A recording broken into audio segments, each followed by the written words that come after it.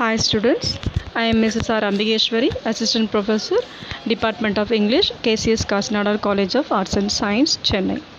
Now I am going to explain you about the poem The Force That Through the Green Fuse Dries the Flower, written by Dylan Thomas. Dylan Thomas is a Welsh poet who composed this poem in 1933 and published for the first time in the collection of 18 poems in 1934. The celebration of single force operative in the nature and man, living and dead, has made the poet neo-romantic. He regards nature as living organism of which we are the parts.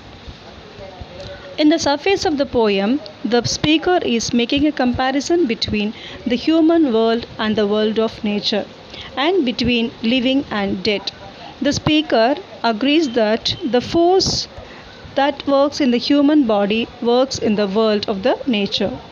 So, whatever force destroys the mankind, the same force destroys the nature.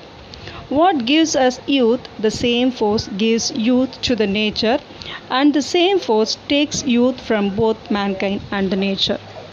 The speaker is shocked with the revelation of the fact that rose and the mankind share the same fate. He brings parallel comparison between the water that runs through the stem of a plant and the blood that runs through the veins of a mankind. The one ultimate force can change the blood into the wax, and again the theme of the birth and death is repeated here by the speaker.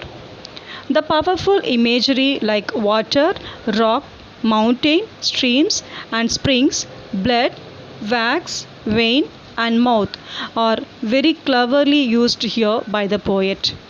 The poet concerns with the dead and living. What decomposes the body of the dead, the same force decomposes the body of the living. Both living and dead are subjected to the same force of the nature. The speaker agrees that the same hand is bringing quicksand and the whirlpool in the decay or the death of mankind. The speaker is now clear that the creation and the destruction are two sides of the time. Time gives pain, it nourishes and heals too. The leech is in a poem sucks its fountain or the surface just as the body who is born causes bleeding to the mother.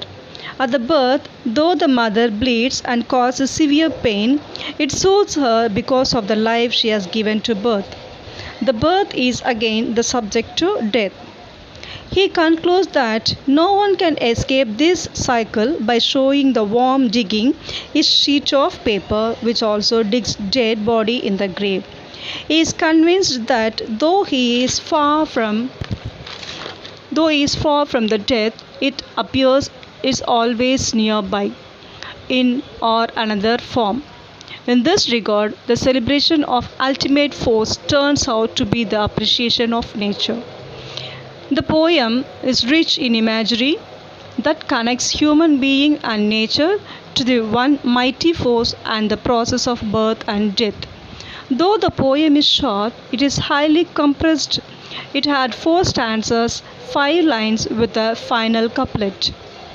The repetition of the refrain, "and I am dumb," strongly suggests that the idea of the speaker being so amazed and surprised with the knowledge that the same force is at the work in the nature and in the mankind. In this regard, mankind and the nature are tiny parts of the same universal nature. Another important theme of this interconnectedness is also dominates in the poem. The fate of the beautiful flower and the fate of the human being is same. The smallest of the creation and the huge mountains too are the subject of the same force that bring changes either in the form of a birth or in the form of a death. The pattern of a change of birth and death and the death is universal. So all the microorganism and macroorganism are all connected to each other. This is the point of view that the author tries to bring out in this poem. Thanks for listening to my video.